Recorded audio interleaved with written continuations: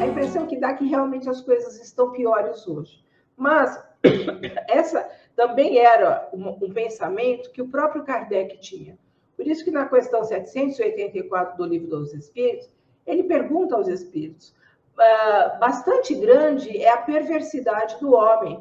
Não parece que, pelo menos do ponto de vista moral, ele, em vez de avançar, caminha ao recuo?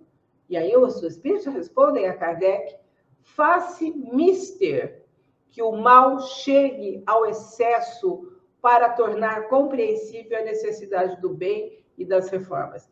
Então, pelo andar da carruagem, nós sabemos que estamos passando por uma transição, vamos deixar de ser o mundo de provas e expiações para ser o mundo de regeneração, mas do jeito que as coisas estão, vai demorar um bocadinho para as coisas acontecerem. Não vai ser tão fácil assim.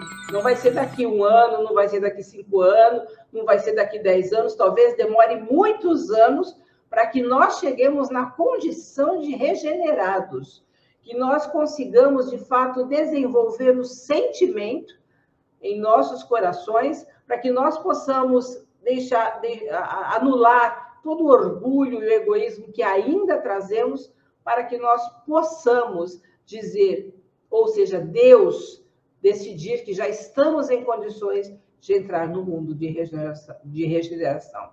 Então, nós também trazemos uma bagagem pretérita, uma bagagem de experiências múltiplas de vidas passadas que podem estar despertando. Ou seja, às vezes nós vemos uma pessoa que aparentemente parece ser boa, e às vezes dizemos, e quando ela comete um deslize, às vezes dizemos, nossa, mas aquela pessoa era tão boa, por que ela fez aquilo? Nossa, ela parecia ser tão tranquila, calma. Nossa, como que ela foi perder a paciência dessa forma? Primeiro, ninguém perde a paciência, porque quando nós a conseguirmos, nós não a perderemos mais. Então, acontece que a pessoa era daquela forma, despertou nela aquilo que estava adormecido. Então, a violência que muitas vezes uma pessoa comete contra outra pessoa, que parecia ser boa, não é que ela parecia ser boa, é que o que ela tinha estava ali adormecido e, de repente, veio à tona. Então, são essas bagagens, de fato, nós trazemos.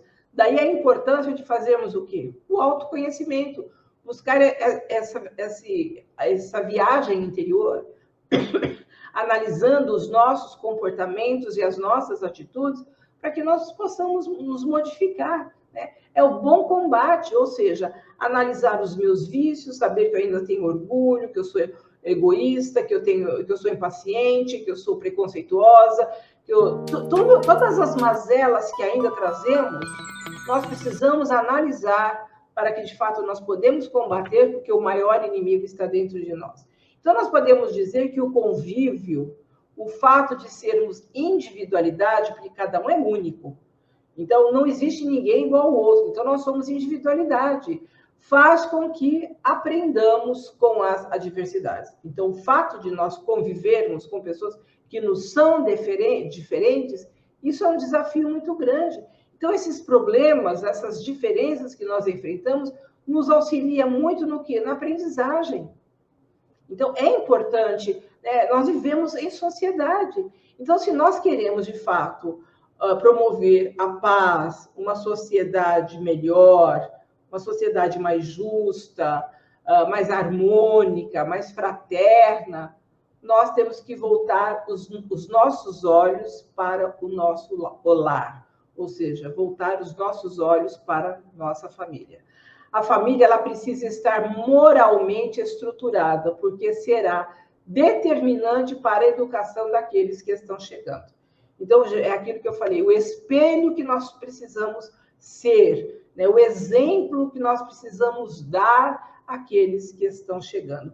Porque, vejam só, se uma família está desestruturada, se a família há brigas, a violência verbal, a violência física, qualquer tipo de coisas que aconteçam naquele lar, aquela criança vai levar consigo, ela vai levar essas marcas, ela vai levar essas cicatrizes para a fase adulta.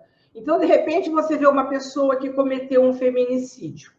Aí você vai ver a história dessa pessoa, como foi a infância dessa pessoa, como foi a família dessa pessoa. Então, hoje ele é reflexo daquilo que ela aprendeu no passado, daquilo que ela aprendeu dentro de casa, no lar. Por isso que nós precisamos ser exemplo. Então, as famílias, né, a forma de família no passado, como era a família no passado, a figura masculina era normalmente o chefe da família, era quem tomava todas as decisões, era o provedor. A maioria dos casamentos no passado, nós estamos falando do passado, não envolviam sentimentos, muitas vezes, mas interesses materiais, união de patrimônios, como ainda existe em alguns países, né? Países do Oriente Médio, em países como na Índia e qualquer outro lugar, as pessoas ainda se casam por interesse. E às vezes casam e vão conhecer o outro no dia do casamento. Quer dizer, é uma cultura totalmente diferente. Mas no passado, isso também aconteceu no nosso país.